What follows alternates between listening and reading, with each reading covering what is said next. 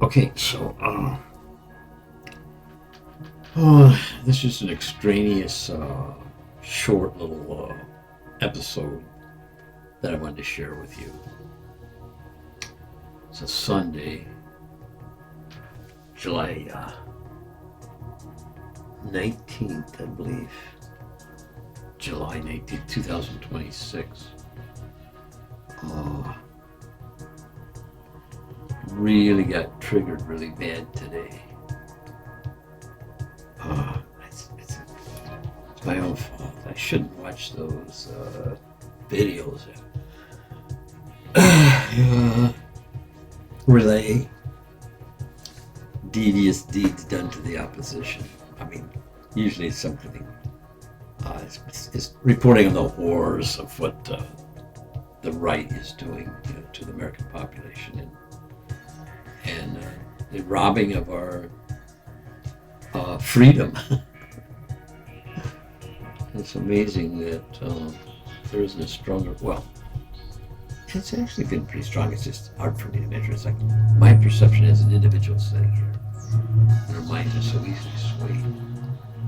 I mean, if the polls and everything are saying, yeah, everybody doesn't want to. They want to get rid of this regime, and but yes, so much of corporate media, they like the way things are going. They would like to see this anarchy. I mean, it's the ownership of corporate media. Corporate media wouldn't have to be like that, but it so happens that major corporations own broadcasting systems. CBS, ABC, Fox News, NBC, and all those, plus a lot of other entertainment venues, Disney, Paramount. These are all entertainment media type of purveyors.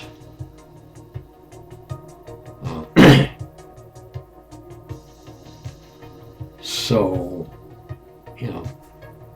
they've just done just a masterful job of creating this sense of calm.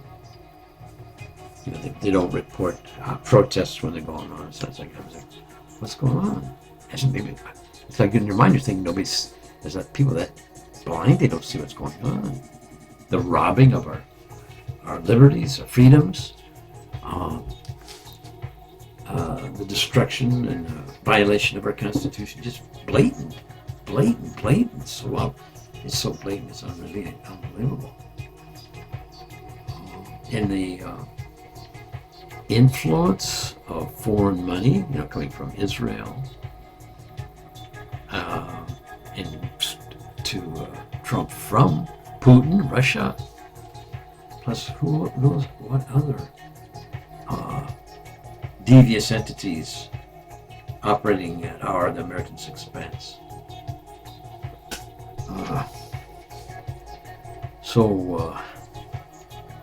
Yeah, I am nervous. I'm nervous about this.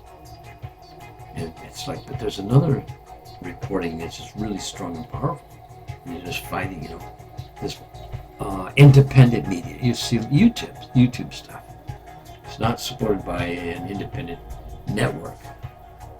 Although the networks have their YouTubes too, their presentations. But people who recognize the need for fair, independent, and unbiased reporting, they're not going to go to, CBS, ABC, Fox used to be the main contributor to that sector. It's like fake, let's say, reported for political rather than any news content. It was, human interest stuff. Yeah, that was all kind of legitimate. Sports, but on the national scene of the governance of our country, yes, it was just like the right wing what do you say, support system, through the media. Now CBS has become that way. I don't know about CNN and ABC, NBC. I think there was one, the MSNBC got spun off or something as MCS. And it's independent from NBC now, I think. I'm not sure how that all works. And it seems to be like trying to create a little bit of energy on the left or progressive side. So, a little bit counter, which is, I don't know, somebody that, NBC, it's owned by political and powerful interests. So, I don't know. I'm sure they could pull the plug any time. I don't know. Say, they just go full fake news or just totally censored news, state reported. Little much like Russia and their reporting agencies. When there was initially during his early in his term as premier or whatever his title is, he met with some strong resistance from the press and political opponents, and that looked encouraging. And then all of a sudden they end up dead. So it's like saying, no, I'm the one here's in power. Don't even fuck with trying to get him to do anything, And they just run their government that way. I mean, you'll hear these stories of various officials or individuals within the administration that fall out of favor, or maybe could people that are threats to Putin's regime. It's just periodically. How many a year? I don't know. It's like people falling out of windows. It almost sounds like a punchline or something like that. But I think it's done intentionally. He likes it that people think that somebody got thrown out of a window. And then they make it say the wording is fell out, committed suicide, or some kind of strange thing like that. It's like he took his own life. He took his own, suicide, stuff like that. And just literally, and they say, of course, the punchline suicide. Yeah, he was thrown out of the window by KGB thugs or something, or SB or whatever they call themselves now. I don't know. Yes, it's the ice level thing in Russia. So our administration is copying Russia. Yeah, copying exactly. So these people are so casual about it. Many people I encounter right now, but I see a lot of reporting of protests and on the streets, and polls show the right wing aspect of it. People don't want that, and they're voting against that.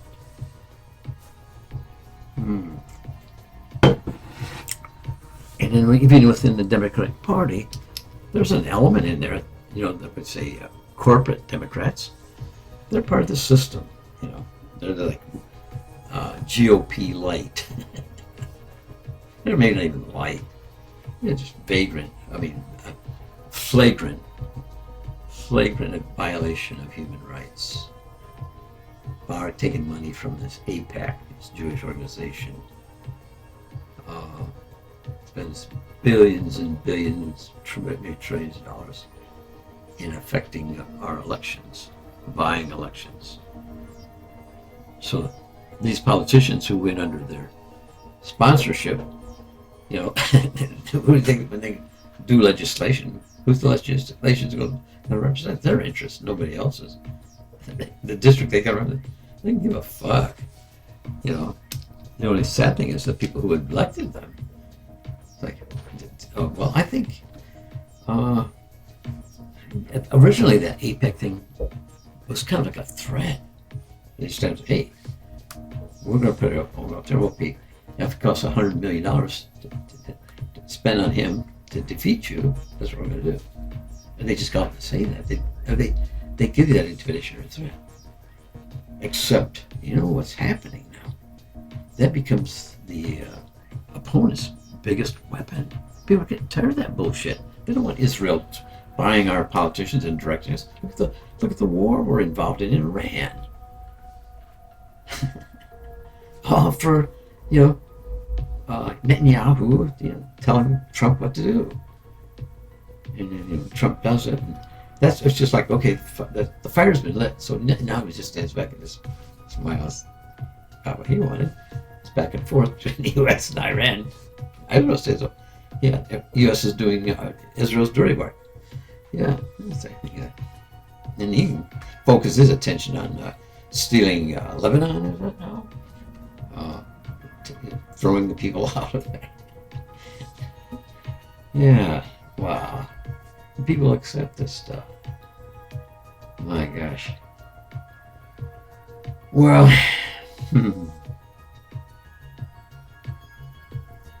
well, that triggered me.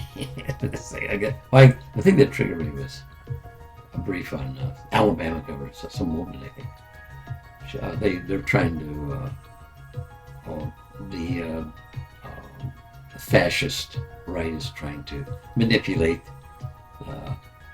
the districts, gerrymandering and that, to affect a Republican win. And initially she said, no, we're going to do it. And then just recently said, okay, they're going to do that. We're going to have a special session, redraw the lines, cover story. Yeah, let's go ahead and do that. We don't care. It'll fulfill our objectives and goals. It won't be constitutional, but we're not going to say that. Yeah, was right. Yeah, the requirement fair elections and that sort of maybe. So we'll pull away the restrictions and I say the restraints. So you go ahead and violate people's voting rights. That's okay, because you know what? We're serving our lords. Oh, like the people with money, the billionaires. Yeah, they're buying the Supreme Court. Oh yeah, the whole U.S. government's been bought. The whole U.S. government's been bought. Money and politics. Yeah. So, and these represent relatively small in numbers relative to the percentage of total population of the world. And this is all over the world. This mentality. That's what I say. Probably really naturally in total numbers, probably less than 1% of the total. I would bet in total numbers. That could be a million, could be a million, but I don't know. I mean, but relative to the world, it's such a small percentage of, being, such a large percentage of the planet being controlled by such a few in number. And it's like they're benefiting themselves, and all the rest are just sitting out there like sucking hind tit if there's anything available. Whatever might be left, the scraps that they throw out and give to us. Oh my God. People wake up this fall. Yeah. It's you know what? This is plan A, the elections. If they somehow or other, and that's one of my other fears, because it's, the massive industrial player, they're the ones that have their fingers on the technology that can fuck our election up. And how can we trust them? They're like monitoring, watching, I don't know. So and that's the one thing I have fear about.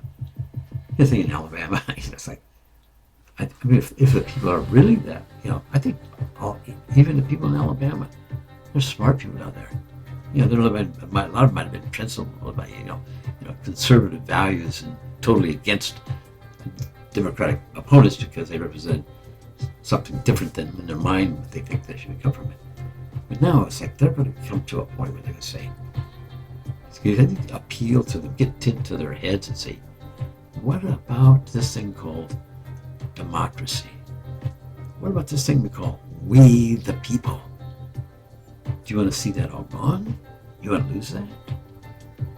I mean, I'm serious. Look at Russia. Look at the people there. That's the kind of system they live under. Can't you see that? Can't you see that? You don't see the comparison. You don't see the likeness of us. Power falling into fewer and fewer hands. The extraction of material wealth from the populace by taking resources that should be literally shared by the country, not taken and pulled off the side by a few powerful few. It's not because they deserve it; it's because they can. They put in place, the machinery. They've got the money. They buy this stuff. They buy,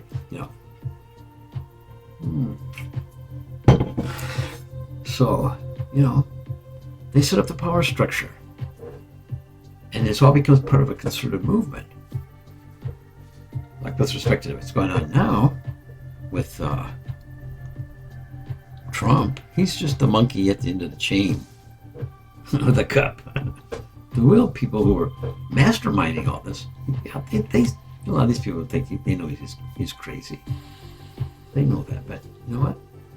They sit back there and it's a nice smile, doing God's work. Yeah, they don't want to see peace and democracy. They see how nice it is now when they have free will to do what they want.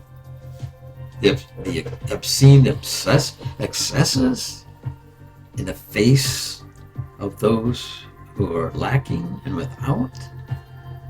It's I mean, for me, I say, I love having this money, but let's not make a big deal about it. But they're so arrogant.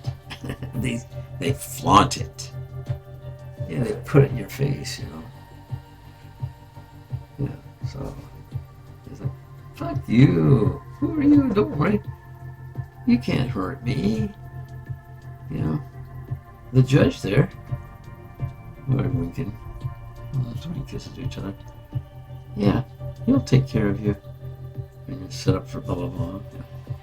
You manipulate situations, false arrests, indict you. So, this is not going to happen to the typical common man. The guy stays and does his thing.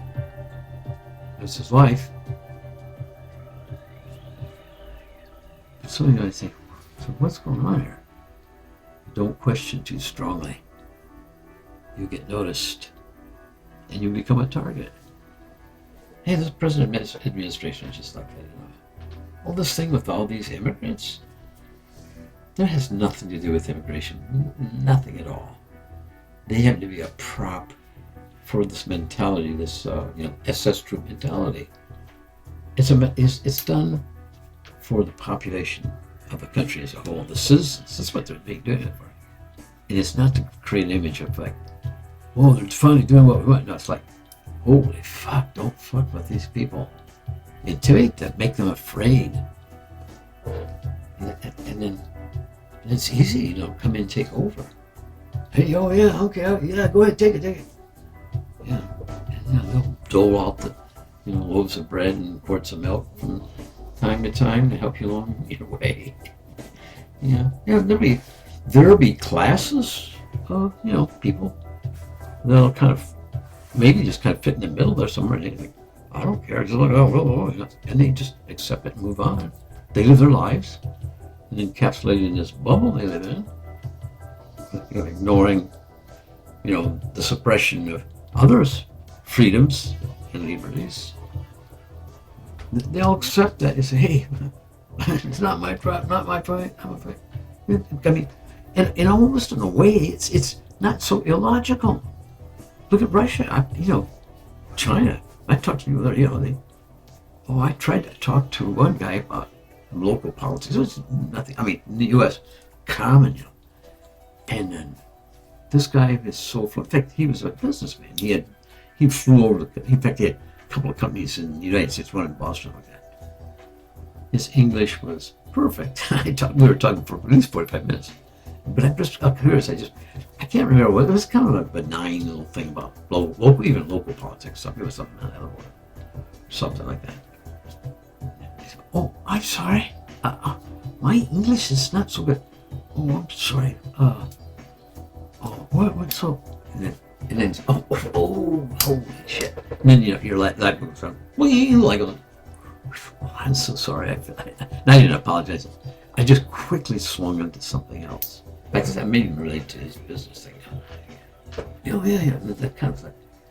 So he's telling me that, and it's like, and maybe in a practical manner, the level of conversation would have been caused a ripple in his life. It was just the potential of it's like this a mindset. We're just don't get involved in politics. And I imagine probably there's a lot of a payoff system within local governments, some whatever regulations or particular considerations that you need to proceed through to conduct your business, whatever you're doing, compliance, stuff like that. Yeah, so give this guy, one of these government officials, a little bump, and he just gives you the stamp or something. In other words, just metaphorically saying, just kind of relieves you a lot of issues and hassle with the business. Maybe you don't get as scrutinized, and maybe you're allowed to do. These are just hypothetical things, but they can be based on real things, especially in a country like China. It's not as organized, and it's organized in a certain way, and in fact, it might even be accepted. I don't know. I don't know how this looks. As far as governance, like top officials look down, what are they doing? They're doing bad stuff. They're bribing the constituents. So it's like, or say, all right, well, he's doing a good job. He's getting people so everybody feels good. No disturbances going on there. Everybody seems to be happy. So. Maybe it's just a way of doing business. I don't know. It becomes a little bit more localized that way. People get involved into it. Maybe there was a certain politicalness to it that locals can kind of participate in a way. I don't know. It depends on I think that's what a lot of it is winning favor. It's like somebody has to be appointed for to do stuff like that. I think. Right? Well, I think you have to show your dedication to the Communist Party. Well, that's interesting. I don't know. I have from marriage relatives there, and not a single one of them I know is involved in the military. I don't think. But one of the cousins or something. I hope I'm remembering this right. Like one of the older ones, or would it be like my wife's aunt or uncle, may have been involved with some local type of law enforcement or something like that. It wasn't like heavy, cops and robbers stuff like that. I don't know. Maybe it's just, local metro, managing the flow of traffic type of stuff. I don't know. But it wasn't. It's like nobody was like, like in the U.S., people joined.